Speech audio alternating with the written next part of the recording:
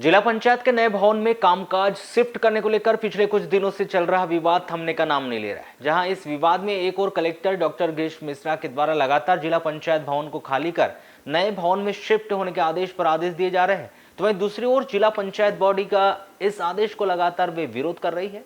जहां जिला पंचायत बॉडी ने स्पष्ट कर दिया कि वे जहां तक हो सकेंगे वहां तक जाएंगे, लेकिन कलेक्टर को मनमानी नहीं करने देंगे।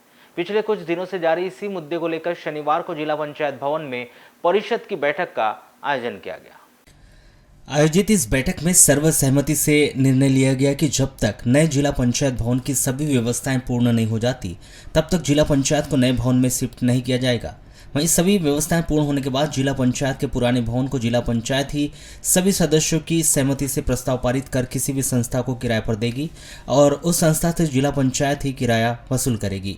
जहां सर्वसहमति से पारित हुए इस प्रस्ताव पर सभी ने हामी भरते हुए पंचायती राज अधिनियम व्यवस्था का उल्लंघन होने पर कलेक्टर के इस आदेश के खिलाफ जबलपुर संभाग कमिश्नर के समक्ष याचिका दायर करने की चेतावनी दी।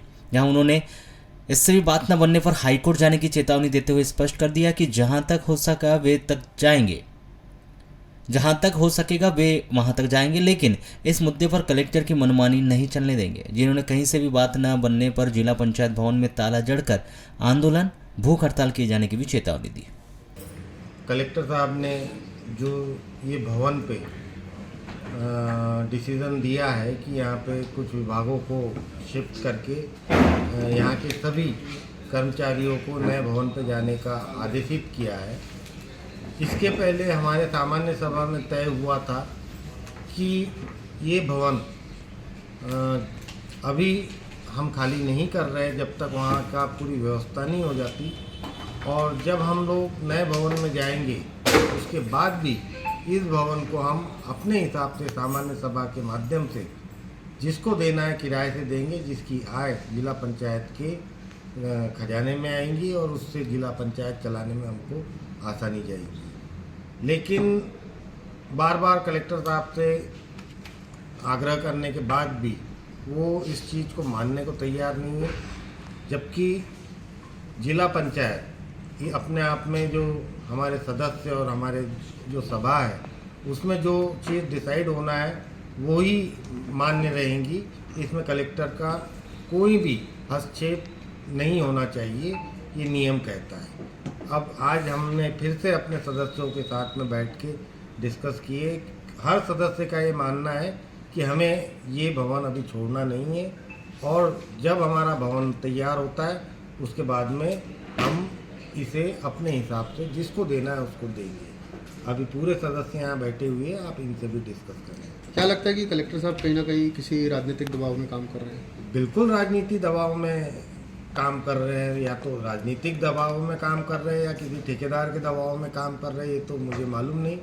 लेकिन एक हटीलापन जो उनके बीच में है, जो ईगो है या क्या है, वो समझ में नहीं आ रहा है।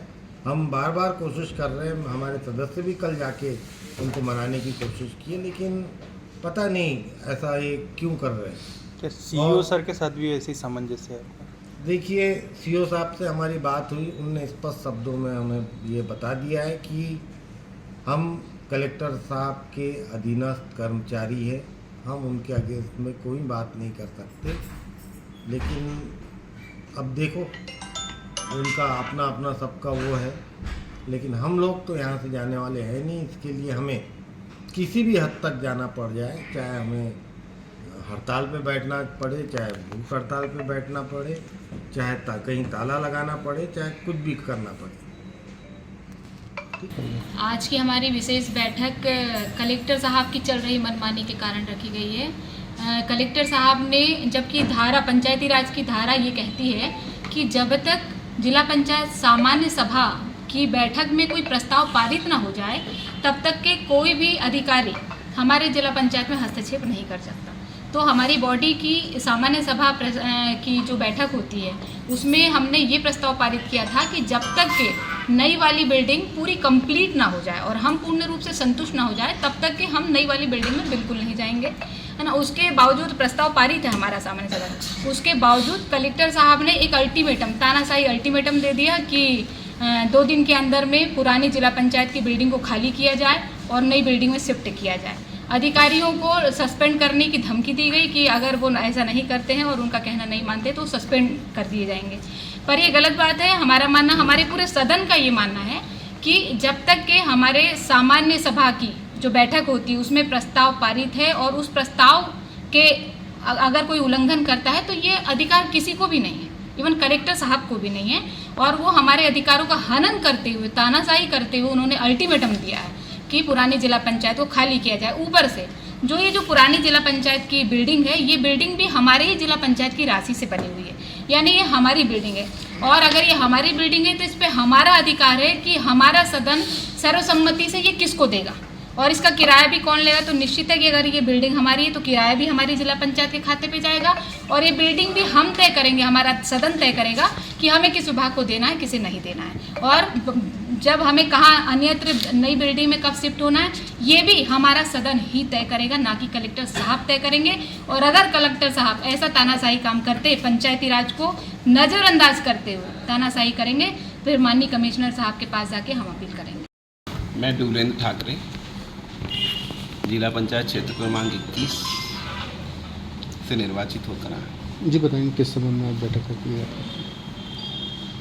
त्रिस्तरीय पंचायती राज व्यवस्था के अंतर्गत हम आज 1 वर्ष हो गया निर्वाचित होकर यहाँ आए और जिला पंचायत का सभी लोग मिलकर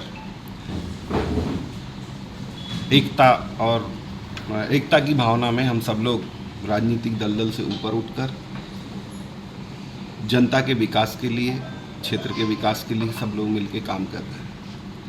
त्रिस्तरीय पंचायती राज व्यवस्था एक स्वतंत्र व्यवस्था है और इसमें हम किसी सिंबॉलिक चुनाव को लेकर चुनाव लड़के नहीं आए हैं।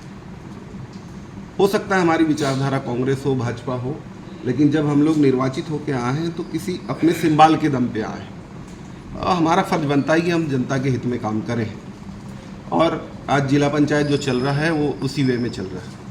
लेकिन अभी जो कुछ दिन पूर्व से जैसे जिला पंचायत का जो भवन बन रहा है, पूर्व में हमारे जो जिला पंचायत जो थी उससे विकास निधि का 15 वित्त की राशि देकर भवन का निर्माण की व्यवस्था चल रही है, जो कलेक्टर महोदय के माध्यम से निर्माण कार्य हुए हैं।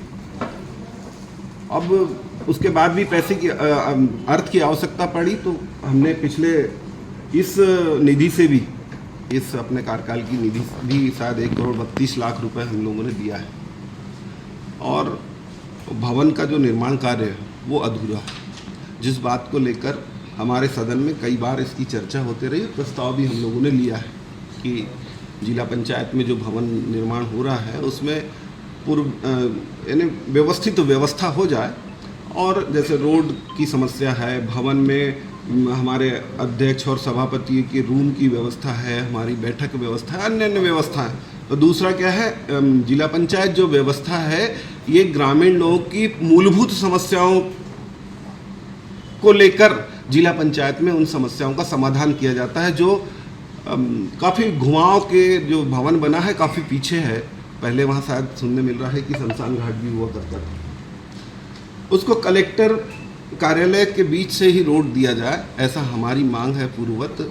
लेकिन उसमें थोड़ा विवाद है, जिस बात को लेकर हमारा जिला पंचायत इसमें कई बार कलेक्टर महोदय को आगाह कर चुके हैं। और आज जो हमारे जो हितग्राही हैं, जो जिला पंचायत से संबंध रखते हैं, उन लोगों को वहाँ आना जाने में काफ़ी तकलीफ का सामना करना पड़ेगा। इस बात को भी हम लोगों ने रखा।